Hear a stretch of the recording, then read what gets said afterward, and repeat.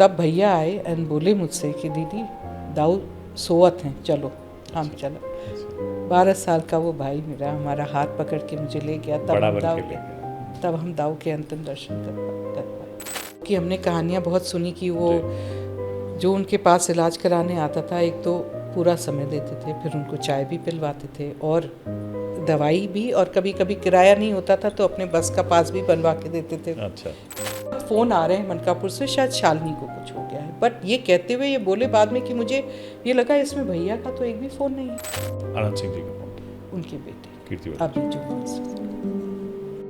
2027 assembly election को आप target कर रही हैं, क्या ये चुनाव लड़ेंगी आप? मौका मिला तो बिल्कुल लड़ूंगी। अगर में लोगों से मिलती हैं तो क्या लोग आपसे राजनीतिक अपेक्षाएं रखते हैं कि रखते हैं। तो क्या कहते हैं लोग आपसे? यही कहते हैं कि आप टिकट लेकर आइए। जी, गौरव विधायक हैं, प्रभात वर्मा, इनसे कभी बातचीत होती है, लोगों की समस्या से मुलाकात नहीं। नमस्कार, आप देख रहे हैं गोंडा पोस्ट और मैं हूं दीपक सिंह आपके साथ। गोंडा पोस्ट पर आज हम फिर से लेकर आए हैं विशेष चर्चा, और इस विशेष चर्चा में आज जो शख्सियत मेहमान है उनका नाम है शिवाली सिंह। शिवाली जी, बहुत बहुत स्वागत है आपका गोंडा पोस्ट पर। Thank you. शिवाली जी का मैं छोटा सा इंट्रोडक्शन आपको दूंगा और उसके बाद स्वयं हम बात करेंगे और शिवाली जी से बहुत सारी चीज़ों पे बात करेंगे, इनके बारे में ज़्यादा जानने की कोशिश करेंगे। शिवाली जी स्वर्गीय विक्रम सिंह, कुंवर विक्रम सिंह, जो कि पूर्व नगर पालिका अध्यक्ष थे मनकापुर के, उनकी बहन हैं। राजनीति में सामाजिक कार्यों में काफ़ी एक्टिव इन दिनों नज़र आ रही हैं, मनकापुर क्षेत्र में, गौरा क्षेत्र में ख़ास तौर पर, और बहुत लोग इनके बारे में जिज्ञासा रखते हैं। इसीलिए हमने सोचा कि एक शो शिवाली जी के साथ में करते हैं। तो चर्चा की शुरुआत करते हैं। शिवाली जी, मैं सीधे विक्रम जी की बात करना चाहूँगा कि बहुत लोग उनकी चर्चाएँ करते हैं, उनकी बातें करते हैं। किस तरह की यादें विक्रम की आपके मन में हैं, और अगर most cherished moments of your life with him अगर आप याद करेंगी तो किन बातों को याद करेंगे?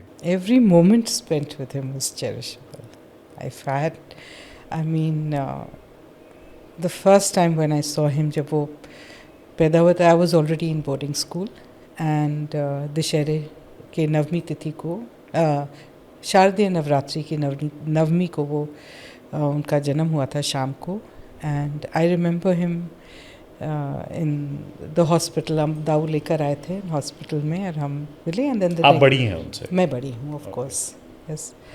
एंड उसके बाद वापस I was in boarding school, and then तो 3 महीने हम छुट्टियाँ होती थी नैनीताल में, तो हम घर आते थे, और वो 3 महीने क्योंकि जॉइंट फैमिली थी और वो सबसे छोटे थे एंड आए, तो ऐसा in those first few years तो मुझे इतना नहीं।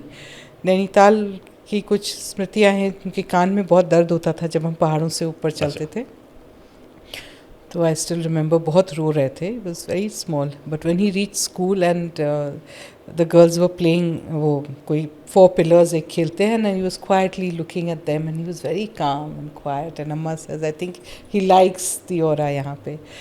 एंड उसके बाद मेरे लिए एक्चुअली भैया सिबलिंग का कभी वो फीलिंग नहीं आया था। आप लोग कितने भाई बहन हैं? हम 3 भाई बहन हैं। ओके।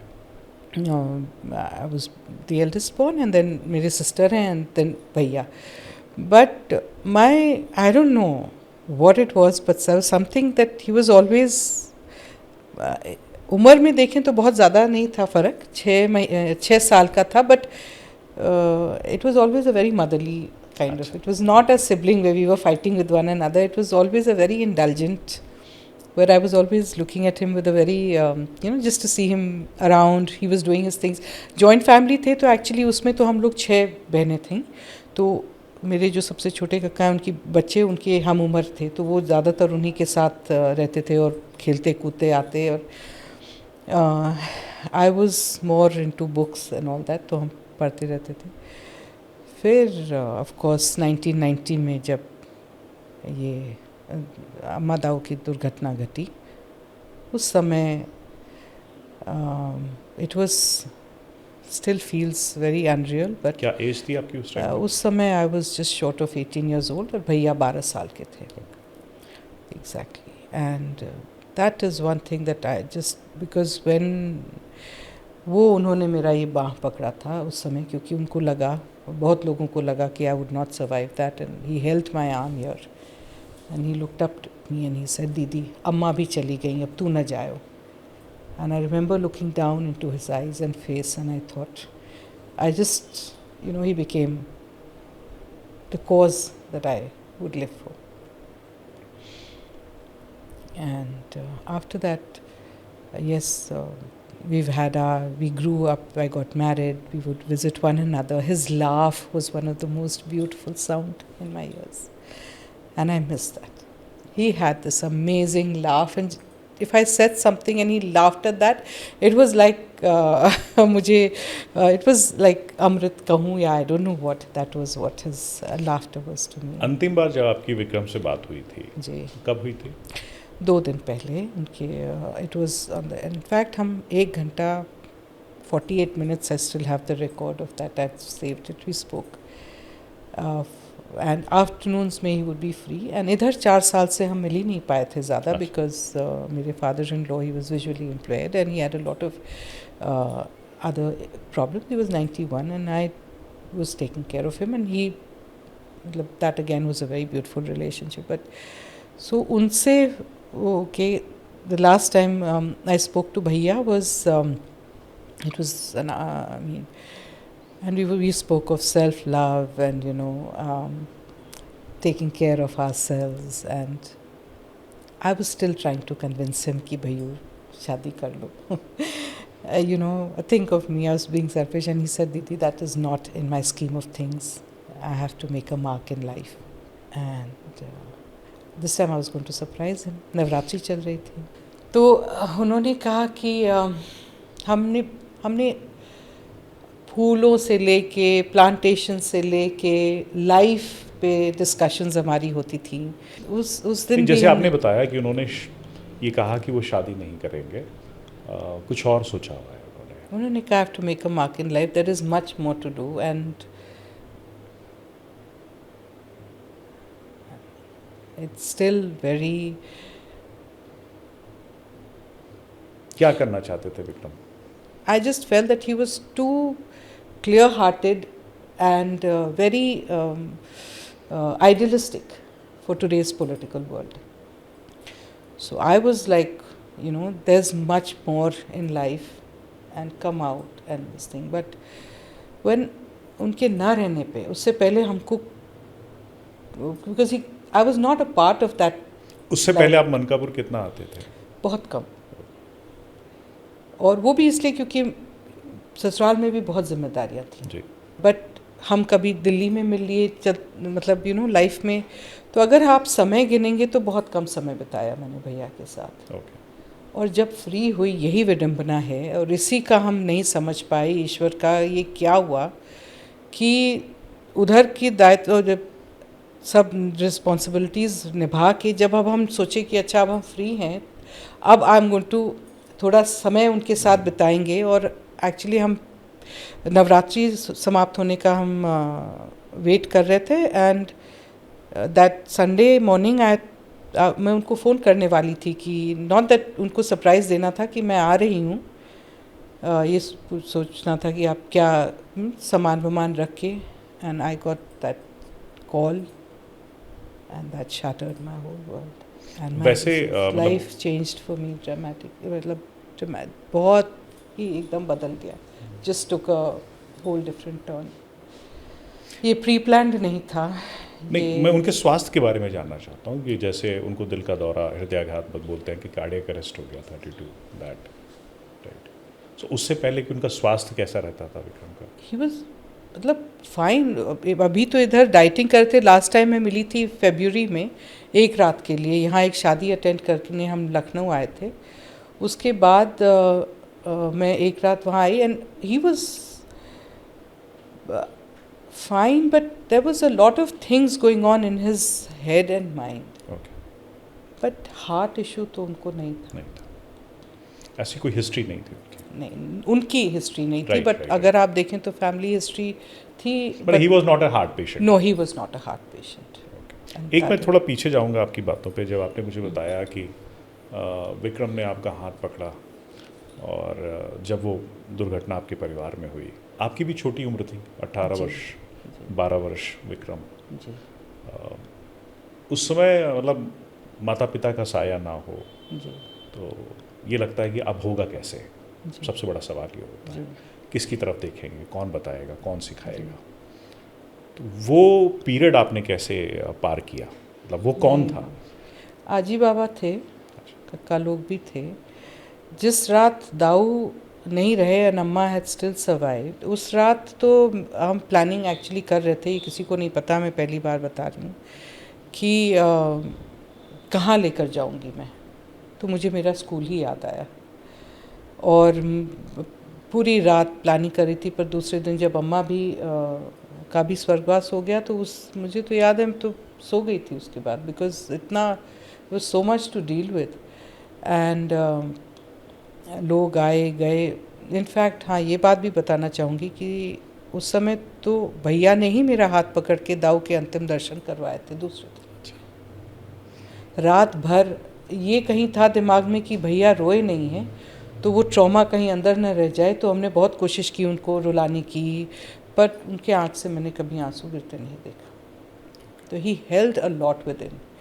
और दूसरे दिन सब आए और हमसे जाया ही नहीं जा रहा था नीचे कि हम कैसे देखेंगे अपने, बिकॉज दाऊ तो मेरे लिए भगवान तुल्य थे। तो वो पूरा संसार आपका, आप 18 साल की उम्र में कोई आपके एक सेकंड में गायब। एक सेकंड में गायब। तो दूसरे दिन मुझे याद है सुबह हुई, रात में सब लोग आए और एकदम से दूसरे दिन बहुत भीड़ थी। और वो पहला समय था जब मैंने इतना भीड़ देखा अपने घर की प्राइवेसी, बिकॉज बहुत प्राइवेट इंसान थी, वेरी शाय ऑल्सो, बहुत शाय। घर में मेहमान आ जाते थे तो हम अम्मा के पीछे दुबक जाते थे। तो इतने लोग कि बहुत सालों तक मुझे भीड़ का ट्रॉमा रहता था। I used to get a panic attack, या मैं देख के गश खा जाती थी। तब भैया आए एंड बोले मुझसे कि दीदी दाऊ सोवत हैं, चलो हम चला। 12 साल का वो भाई मेरा हमारा हाथ पकड़ के मुझे ले गया, तब हम दाऊ के अंतिम दर्शन कर पाए। एक ऐसा रिश्ता जिसको हमें लफ्ज़ों में बयान नहीं कर सकते। मतलब तभी जिसे कहते हैं stepping up, Vikram stepped up. Yes, मतलब वो परिवार के बड़े के रूप में Yes. उन्होंने खुद को अपना लिया। Yes yes. और ही एक्टेड लाइक दैट। आपकी शादी किस वर्ष में हुई? 95। कहाँ हुई आपकी शादी? जोधपुर में हुई। जोधपुर में रहते हैं परिवार। वैसे एक जालोर का ठिकाना है दासपा, वहाँ पे ठिकाने होते हैं। तो हम तो ज़्यादा हमको आइडिया नहीं था, अब ये पता था कि बिजनेस फैमिली अरेंज्ड मैरिज थी। ओके। और मतलब इतना उस समय कौन पूछ, मतलब किस ठीक वर्ष था। की बात है ये? 95 1995। 1995। तो तब तक आप मनकापुर में थे? तब तक हम स्कूलिंग हमारी वहाँ से, स्कूलिंग तो नैनीताल से थी। उसके बाद graduation and under graduation Lucknow से हुआ, लेकिन आईटी कॉलेज से साइंस। यूजी में आपने क्या किया और ग्रेजुएशन में आपने क्या किया? साइकोलॉजी। हाँ, बट कंप्लीट नहीं कर पाई थी। I got married and then I went away. But I don't believe formal education ऐसा है, अगर आप अवेयर हो तो आप ज़िंदगी में सीखते जाते हैं। सो ये जो फ़लसफ़ा है कि ज़िंदगी में सीखते चले जाते हैं, कई बार आकांक्षाएं बहुत होती हैं, अभिलाषाएं बहुत होती हैं, ऑब्जेक्टिव्स होते हैं। खासकर शैक्षणिक जीवन में जब एजुकेशन कर रहे होते हैं कि मुझे ये अचीव करना है या फिर ये करना है, इस पोस्ट पे जाना है, ये गाड़ी खरीदनी है। मटेरियलिस्टिक ऑब्जेक्टिव्स होते हैं, एम्स होते हैं, बहुत सारे करियर ऑब्जेक्टिव्स होते हैं। ड्यूरिंग दैट फेस, एजुकेशन का फेस, आपके ऑब्जेक्टिव्स क्या कुछ थे? टू बी वेरी ऑनेस्ट, मैं वन ऑफ द मोस्ट संतुष्ट इंसान थी लाइफ में। मुझे याद है एक बार दाऊ अम्मा लखनऊ सैटरडेज को उनका क्लिनिक ऑफ रहता था, तो लखनऊ जाते थे तो सबसे लिस्ट मांगते थे कि कोई किसको क्या चाहिए। तो सबकी लंबी लंबी लिस्टें होती थी, हमारी कोई लिस्ट नहीं होती थी। Okay. तो एक दिन अम्मा बोली कि तुमको कुछ भी ना चाहिए तो तुम लिख दिया करो, क्योंकि दाऊ पूछते हैं ये कैसे बच्चा है जिसको कुछ चाहिए ही नहीं। गणेश जी की तरह मेरा जीवन मेरे परिवार के लोगों के इर्द गिर्द ही वो हों, तो एक किताब मिल जाती थी तो मैं संतुष्ट। मुझे बहुत ज़्यादा बाहर जाना या अननेसेसरीली लोगों से मिलना नहीं पसंद था। मैं अपने आप में बहुत कंटेंट एंड बहुत कंटेंट इंसान थी. मेरे सपने जो थे वो जिस चीज़ से दाऊ खुश हो जाए वो.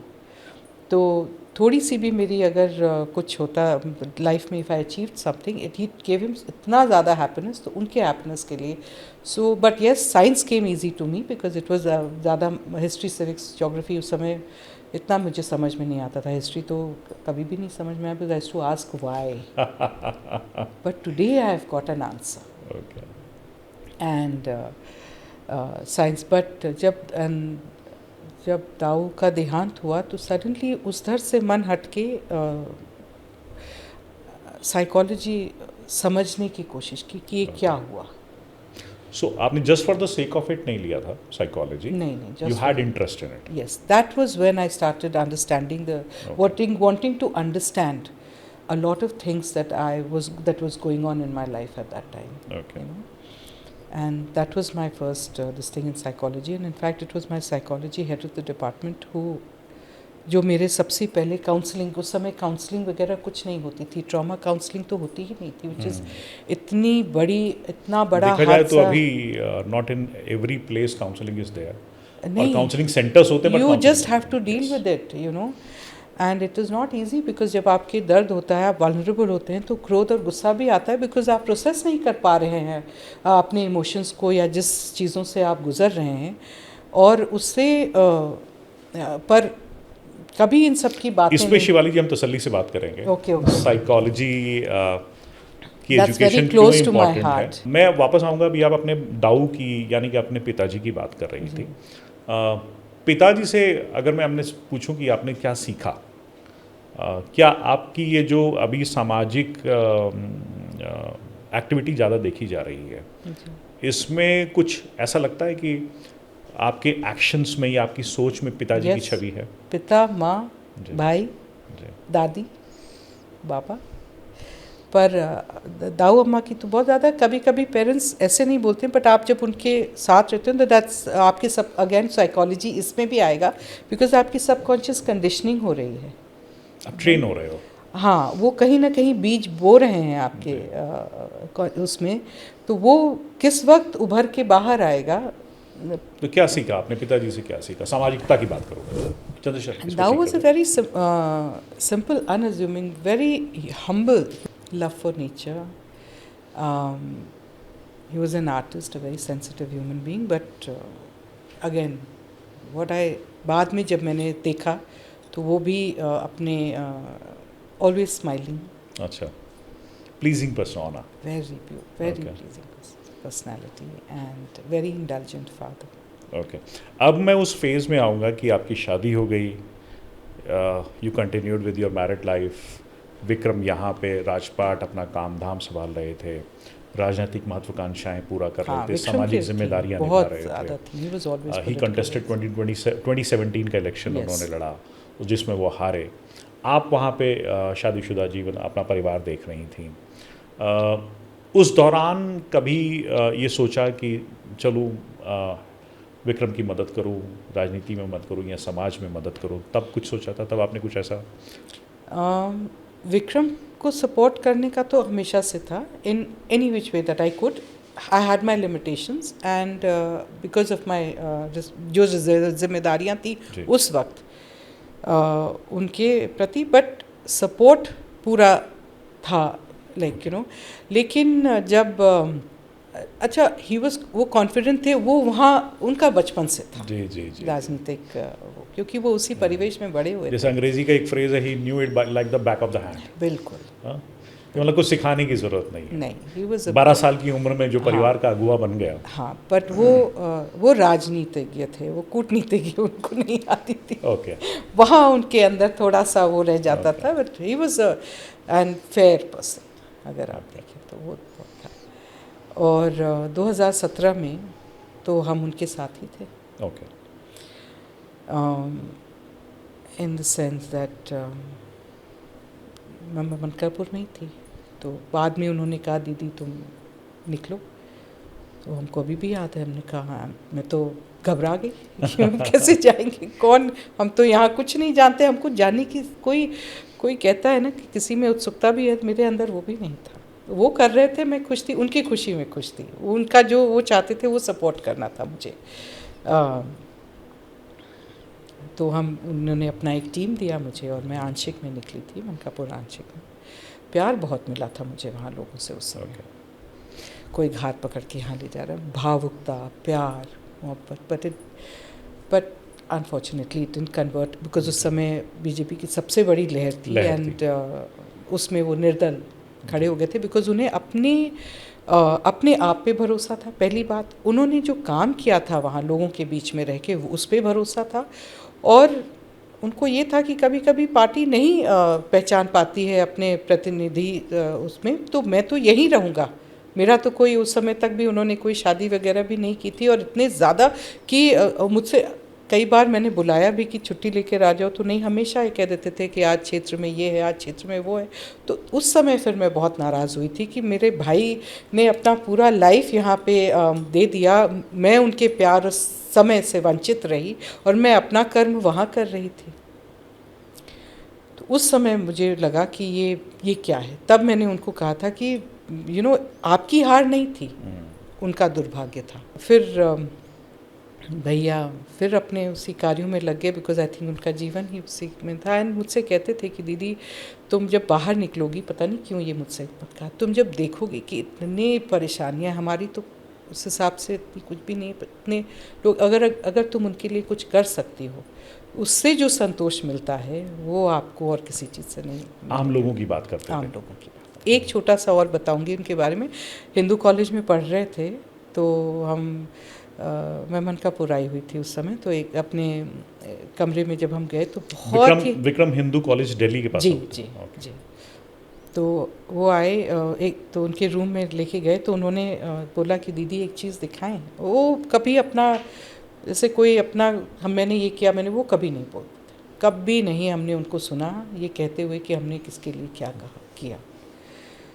तो ही टुक आउट एन एनवेलप, और उसमें एक ही वॉज इन कॉलेज जब मैं पढ़ रहे थे, वो 3 बच्चों का एजुकेशन स्पॉन्सर कर रहे थे। अच्छा, ओके। और उसका रिज़ल्ट आता था, और उसको देख के इतना उनको खुशी होती थी, और इतना उन्होंने हम्बली मुझे दिखाया, जैसे कि कुछ मतलब झेप के साथ, कोई उसमें बहुत उससे कि दीदी देखो आई एम टू। अब जिन बच्चों की ये फीस देते थे उन बच्चों का परिणाम देख के खुश थे। परिणाम देख के, और उससे उनको जो खुशी मिली, एंड हमने सोचा हम लोग अपनी छोटी छोटी चीज़ों में यूं ही उलझे हुए हैं, और ये बच्चा कॉलेज में तो बच्चा ही था एंड इतना quietly he is doing something so beautiful, made humbled me and made me think. पर तब भी, और देखिए ये सब संस्कार तो आई थिंक पेरेंट्स से ही आते हैं, बिकॉज दाऊ की हमने कहानियाँ बहुत सुनी कि वो जो उनके पास इलाज कराने आता था, एक तो पूरा समय देते थे, फिर उनको चाय भी पिलवाते थे और दवाई भी, और कभी कभी किराया नहीं होता था तो अपने बस का पास भी बनवा के देते थे। अच्छा, चले जाओ। तो क्या किसी ने एक बार उनसे कहा था कि बोले मैं तो नाम कमा रहा हूँ, पैसे तो दूसरे। तो आज भी वही सब चीज़ें, फिर भैया से उनके बारे में काफ़ी कुछ चीज़ें जब लोग उनसे जुड़ने लगे, तो एक और मतलब बताया कि दाऊ में थोड़ा सा भी वो नहीं था, ह्यूमिलिटी बहुत थी, एक कॉन्फिडेंस था अंदर, which was a part of his personality, a very smiling shining personality. बचपन से उनका वो। आपके परिवार की अगर मैं बात करूं, आपके परिवार में कौन कौन है, व्यक्तिगत परिवार में आपके? तो मेरी शादी हुई तो my mother in law was no more, मेरे फादर इन लॉ एंड मेरी 3 नंदे हैं जो मुझसे जो क्या नाम आपके फादर इन लॉ का? ही जस्ट पास्ट अवे, भैया के 8 महीने पहले ही उनका स्वर्गवास हुआ था। उनका नाम था Thakur Jagat Singh ji, and he was another very big, बहुत मेरे जीवन के एक स्तंभ थे। तो 1 साल के अंदर 2 बहुत मजबूत पिलर्स जो कहते हैं लाइफ के, उनको मैंने एक साथ। आपके हस्बैंड? मेरे हस्बैंड का नाम प्रवीण सिंह है and he is a businessman, और उन्होंने अपना मतलब उनका एक्सपोर्ट का बिजनेस है। वो तो वर्कहॉलिक हैं, अपना सुबह उठते ही सीधे फैक्ट्री और दिन भर काम। और बाकी 2 बेटियां हैं मेरी जी। माई एल्डर डॉटर, बड़ी बेटी मेयो कॉलेज की पढ़ी, उसके बाद वो उन्होंने न्यूयॉर्क से अपना अंडरग्रेड किया, और बर्लिन से उन्होंने ऑर्गेनाइजेशनल बिजनेस साइकोलॉजी में अपना मास्टर्स करके, और अभी मतलब आपने उनको साइकोलॉजी की तरफ भेज दिया? नहीं, हमने नहीं भेजा। स्ट्रेंजली हमने भेजा ही नहीं। ओके वो उनका अपना डिसीजन था। ओके। और मैं काफ़ी सरप्राइज थी, बट कभी कभी मुझे लगता है ये कोई जनरेशनल तृष्णा रही होगी, क्योंकि अम्मा ने भी साइकोलॉजी लेके ही अपना अच्छा। ग्रेजुएशन किया था, और जो कि मुझे नहीं पता था, बाद में पता चला। नानी ने बताया कि अच्छा मनोविज्ञान तो लाडली ने भी लिया था। उसके बाद मैं, बट मेरा वहीं तक रह गया, वो थोड़ा और आगे निकल गई मतलब इन टर्म्स ऑफ डिग्री। और वैसे देखा जाए तो हर दिन आप जब मतलब देखा जाए तो 3 पीढ़ियों की महिलाएं जी मनोविज्ञान लोगों को दिमाग पढ़ने की कोशिश कर रही थी। नहीं, उसका मैं मतलब उसको एक हेल्दी जी, एनवायरनमेंट क्रिएट करने की कोशिश कर रही हैं जी। और दूसरी बिटिया? मेरी छोटी बेटी हमारी मतलब वो वहाँ है, अभी इटली में है, and she is doing fashion art direction, पढ़ रही हैं अभी? पढ़ रही हैं। विक्रम जी के जाने के बाद आपकी एक्टिविटी बहुत बढ़ गई है, आपका आना जाना बहुत लगा रहता है, उसका कारण क्या है? भैया का जीवन लोगों के बीच बीता, घर में। और जिस समय हमें ये खबर मिली तो इतने फ़ोन आए, और मुझे ये पता था कि कुछ लोग उनके जीवन में मतलब उनसे जुड़े हुए थे जो अपने कभी हटे नहीं, और वही उनका परिवार बन गया था। और जो मैंने देखा लोगों का दुख, उनके जाने का जो एक अलग ही एक जैसे कोई कल्ट फिगर होता,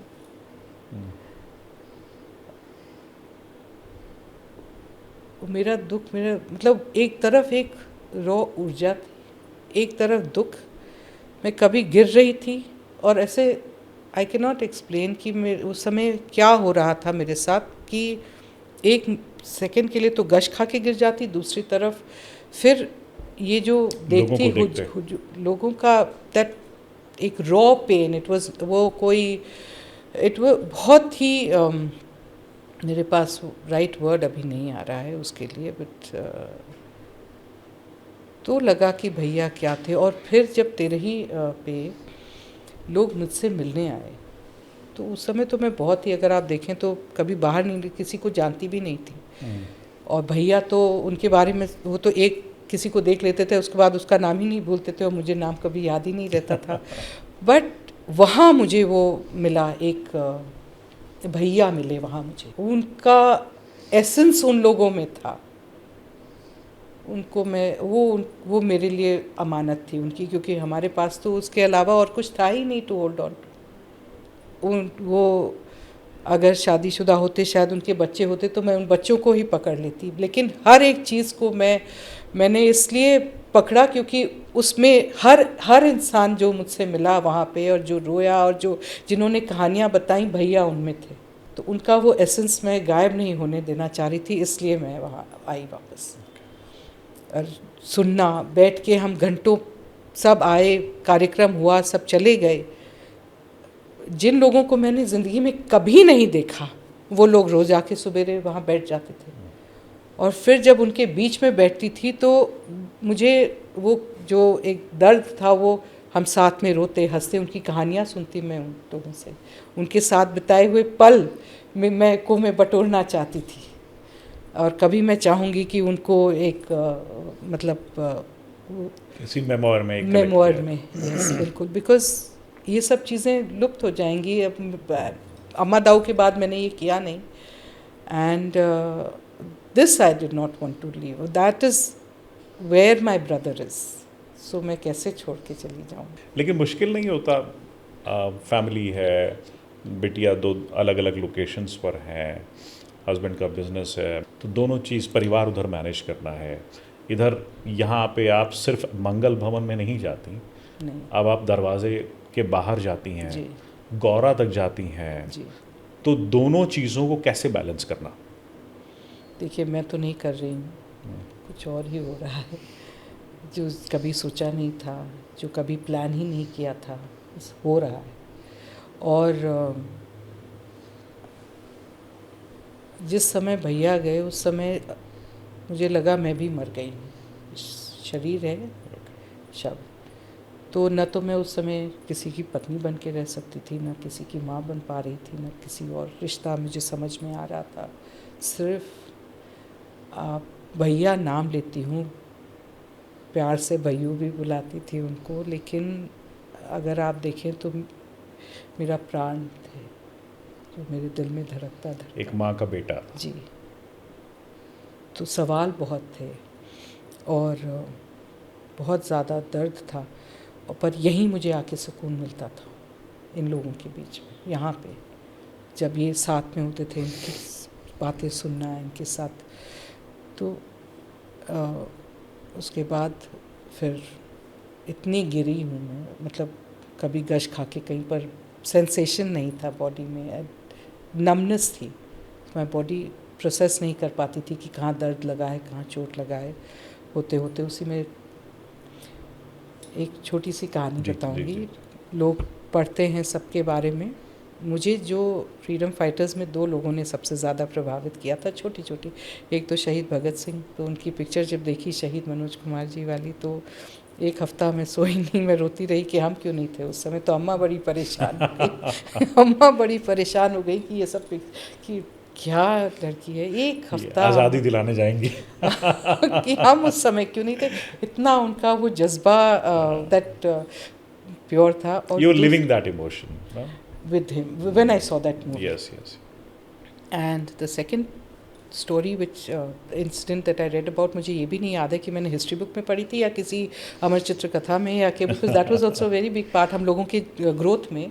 जब हम बड़े हुए तो हम लोग अमर चित्र कथा बचपन में, पर तो उसका तो ध्रुव का संकल्प, ओम नमो भगवते वासुदेवाय का मंत्र, जो अम्मा ने जब हम 5 साल की उम्र में हॉस्टल गए तो एक वो और हनुमान चालीसा देकर भेजा था हमको। अच्छा। हाँ, तो they were my guiding lights. And एक सरदार पटेल की एक कहानी थी जिसमें his call of duty was more, मतलब वो मुझे बहुत प्रभावित किया था कि कैसे उन्होंने वो केस लड़ रहे थे जब उनकी धर्मपत्नी के टेलीग्राम आया था उनको, तो बट ही पुट दैट, वो अलग रखे, उन्होंने पहले अपना केस लड़ा, उसके बाद में किया। तो हमेशा सोचती थी उन्होंने कैसे उसको कौन से कहाँ पे उसको उस इमोशन को उन्होंने पीछे रख के और इसको कंप्लीट करके और आगे बढ़ा। तो अंदर एक कैसे कहते हैं, वो एक छोड़ गया अपना छाप, एक इम्प्रेशन था। और उससे मैं बहुत ज़्यादा, मतलब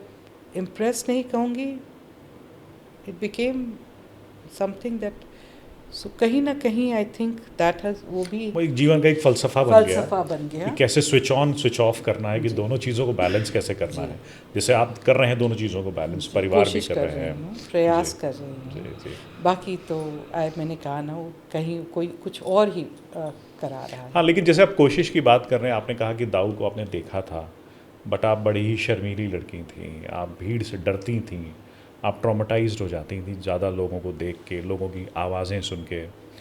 उसके बावजूद वही लड़की अब सबसे मिल रही है, और अचानक से परिवर्तन के कारण मिल रही है। ऐसा भी नहीं कि स्लो ट्रांजिशन फेज था, धीरे धीरे बढ़ता गया, इंट्रोड्यूस किया गया हो आपको। नहीं, वो नहीं। तो क्या आप सेल्फ डिस्कवरी मोड में हैं कि जो जैसा मिलता है उस हिसाब से एक्सपीरियंस होता है, अगली बार के लिए आप बेहतर तैयार हो जाती हैं, या फिर कुछ और गाइडेंस भी किसी और बड़े जनों के द्वारा आपको कुछ गाइडेंस दिया जाता है, कुछ मेंटोरशिप दी जाती है, कुछ सलाहें दी जाती हैं? क्या है आपका तरीका, क्या है आपका ये सामाजिक क्षेत्र में चलने का भी? आपने सवाल ऐसा पूछ लिया कि इसके बारे में सोचना पड़ रहा है मुझे, क्योंकि करते चले गए, इतना ज़्यादा सोचने का समय नहीं मिला, और जो समय दिल ने कहा, वो जो सही लगा वो किया। सो यू आर देयर, अपने लिए आप अकेले थे और वो लोग थे, वहाँ के लोग। उन्होंने अकेलापन कहा, उन्होंने थामा। 13 दिन तक तो हम लोग सब लगे हुए थे सब चीज़ों में, उसमें धीरे धीरे। तो उसके बाद हर दिन ये लोग आके बैठते और फिर लोग धीरे धीरे मिलने आते कि, और फिर जब वो भैया के वक्त, उससे मुझे इतना साहस कहूँगी, या जो वो वॉइड था उसको भरा, उन्होंने प्रेरित किया कि कैसे मैं उनके जीवन के उसको एकदम, तो उनको जीवित रखने का ये मेरा एक वो है, और उनकी एसेंस न खो जाए, ये एक प्रयास है। और बाकी तो हम आपको अगेन फिर हम उसी पे आ जाते हैं, ट्रॉमा अगेन, है ना, कुछ शॉक जो लगा कि अभी आपके दिमाग में कुछ और चल रहा है, एंड द नेक्स्ट मिनट ये भी नहीं कि वो बीमार हैं, हम उनको ठीक करने की कोशिश करेंगे, वो तो है ही नहीं। और उसमें वो जोधपुर से यहाँ आना, आप एयरपोर्ट में फ़्लाइट बोर्ड कर रहे जब ये घटना हुई आपको तुरंत पता चल गया था? मुझे या कुछ समय देकर बताया आपको? उस दिन सुबह कुछ मतलब उठे हम तो यही नवरात्रि चल रहे थे, तो पंडित जी आने वाले थे, तो मैं नीचे वॉक करके आई तैयार होने, तो तब तक इन्होंने तो मेरी बहन actually she doesn't keep very well, तो उनका ये था कि वो बीमार हैं। तो जब फ़ोन दिया तो बोले बहुत फ़ोन आ रहे हैं मनकापुर से, शायद शालिनी को कुछ हो गया है, बट ये कहते हुए ये बोले बाद में कि मुझे ये लगा इसमें भैया का तो एक भी फ़ोन नहीं है। अच्छा। तो पता नहीं किसका फ़ोन था उस समय। जब मैंने लिया तो मुझसे कहा गया कि भैया बेहोश हैं और तुम आओ। फिर वो ड्राइवर उनके कल्लू उसका आया कि आप तुरंत आए, तो मैं और देखा मैंने तो अननोन नंबर्स, इतने नंबर से फ़ोन कॉल्स कि बस आप आइए। तो फिर पहला कॉल मैंने किया, मेरे मौसा लगते हैं वो, अजय पाल सिंह अरखा के हैं, भी पॉलिटिक्स में हैं, उनको फ़ोन किया कि मौसा भैया बेहोश हैं, तो मनकापुर क्यों हॉस्पिटल लखनऊ आप प्लीज़ पता करिए और मैं आ रही हूँ। और इन्होंने तुरंत टिकट्स बुक करने के, उसके बाद तो मैंने भगवान की आरती की और कि उनको ठीक कर दीजिए, बट जो भी है बेहोश क्यों हो गए ये सब। आरती से उठ के आई तो फिर किसी और का फ़ोन था, तो उन्होंने कहा कि आई एम सो सॉरी, राजा दादा का फ़ोन था, उन्होंने कहा कि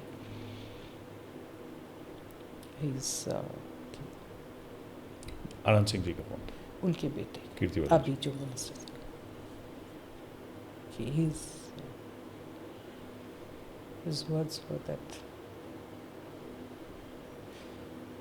that it just hit me. I couldn't even today when I think of that moment, आज भी ऐसा लगता है कि ये शायद किसी दिन उठूंगी। तब आप वहीं पे थे, चले नहीं थे? मैं वहीं थी, चली नहीं।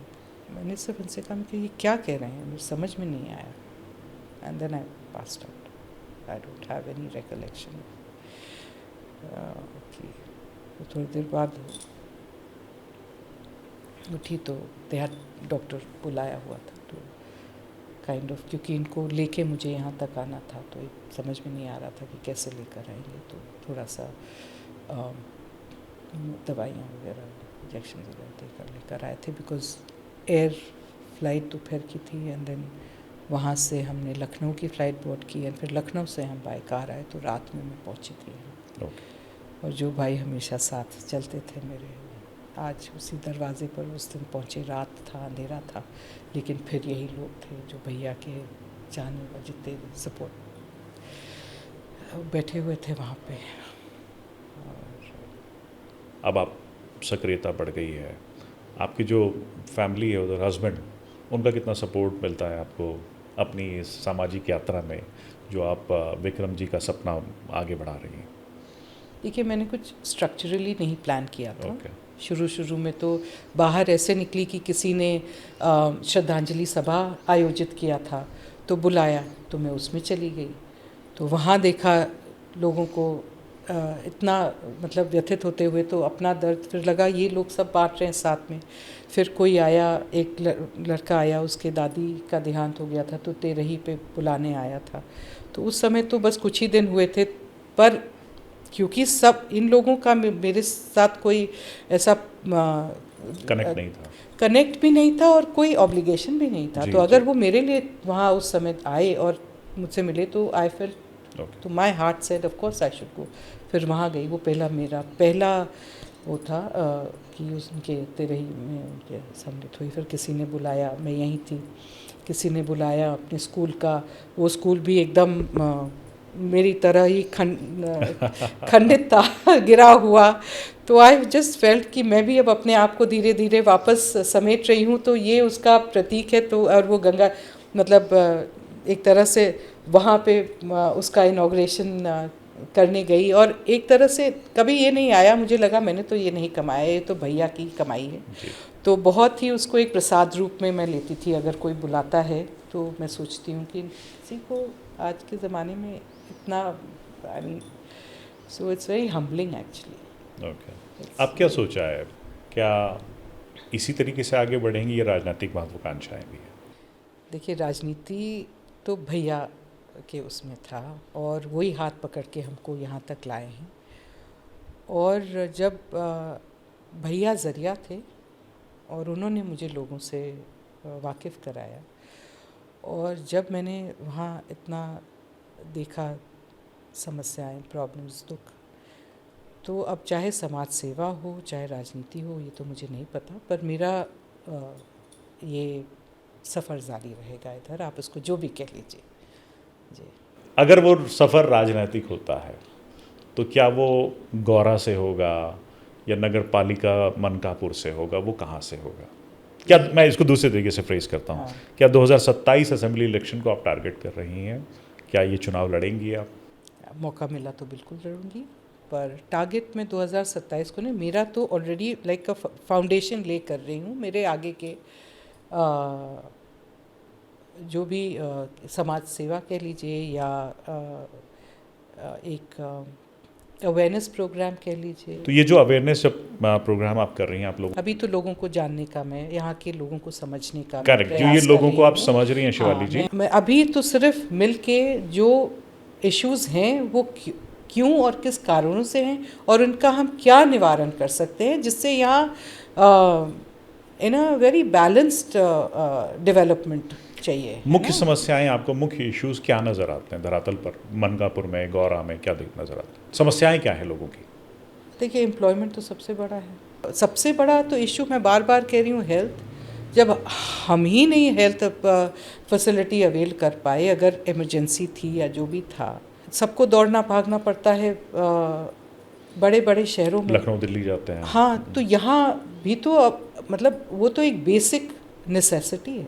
आजकल जिस तरह का जीवन हम लोग जी रहे हैं, with so money sudden and इतने हार्ट अटैक के इश्यूज आए हैं, इतने आए हैं, बच्चों से लेके बड़ों तक के इतने सडन डेथ्स हुए हैं in the last few years. तो इस पर कुछ तो बेसिक तो हेल्थ केयर, फिर एजुकेशन, क्योंकि एक होता है लिटरेसी, एक होता है एजुकेशन, दोनों में बहुत फ़र्क होता है ना। तो एजुकेशन के साथ में अवेयरनेस भी आती है, आपकी सोच बदलती है, थोड़ी एक्सपैंड होती है। तो ये दो तो मुद्दे हैं ही। तो शिक्षा में आप कैसा पाते हैं इस क्षेत्र को? एजुकेशन, स्कूल्स तो बहुत हैं, बट फिर अनएम्प्लॉयमेंट भी बहुत है जी। चपरासी की रिक्रूटमेंट आती है तो उसमें MBA भी भरता है, BTech भी भरता है, PhD भी भरता है। नॉट दैट चपरासी होना या कोई चीज़ होना, गवर्नमेंट जॉब का चार्म होता है। बिकॉज आई डोंट फील कि कोई भी काम ऊंचा या नीचा होता है जी। भाई, आपकी जीविका के लिए आप अपने इंटेंशन इसकी जॉब सिक्योरिटी होनी चाहिए और जॉब मिलनी चाहिए, या हाँ, आपकी जीविका बेसिकली, जॉब्स हों या यू नो आप किस तरह से आप अपने आप को सस्टेन कमाएंगे, कैसे आप घर कैसे चलाएंगे।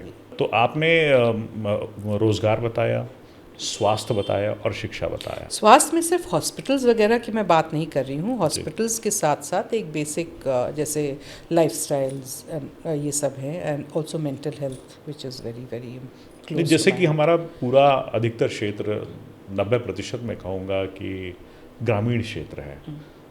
लोगों के पास, आपने इस चीज़ को एक्सेप्ट किया कि रोज़गार के सोर्सेस कम हैं, लोगों के पास नौकरियां नहीं हैं, काम धंधे कम हैं, तो ग्रामीण क्षेत्र में कृषि पे ज़्यादा आधारित है जी। वही मैंने एक दिन और लोगों की जेब में पैसे नहीं होते हैं। हाँ। तो सरकारी तंत्र के अलावा उनके पास और कोई बड़ा ना तो ऑप्शन है जी। और ना उनके लिए सरकारी अस्पताल में जाना एक मजबूरी भी है, क्योंकि पैसे नहीं, पैसों का अभाव है, महंगे हॉस्पिटलों में नहीं जा सकते, जो जा सकते उनके लिए भी नहीं है। सो दोनों चीज़ें हैं। तो ये जो सरकारी स्वास्थ्य है, मैं सरकारी स्वास्थ्य की बात करूँगा क्योंकि ये गवर्नमेंट कर सकती है, प्राइवेट सेक्टर आए ना आए वो प्राइवेट सेक्टर की एक विल है, एक विल, उनकी इच्छा है, वो आएंगे या नहीं आएंगे, और हो सकता है आने वाले दिनों में आएंगे।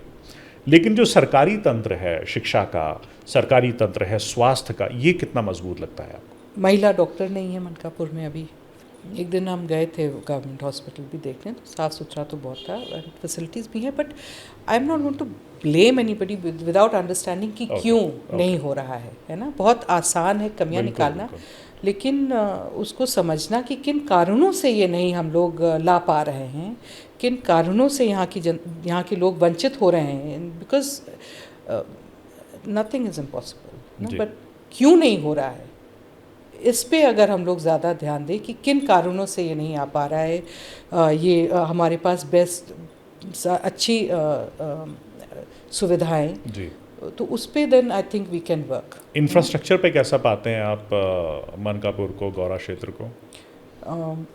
रोड्स इंटीरियर्स में अभी कई तो बन रहे हैं, बिकॉज अभी इन सालों में तो सड़कों का काफ़ी ज़्यादा हुआ है, connectivity, roads and all that, so अभी स्टिल एन ऑनगोइंग प्रोसेस। जब आप क्षेत्र में लोगों से मिलती हैं तो क्या लोग आपसे राजनीतिक अपेक्षाएं रखते हैं कि रखते हैं जी। क्या कहते हैं लोग आपसे?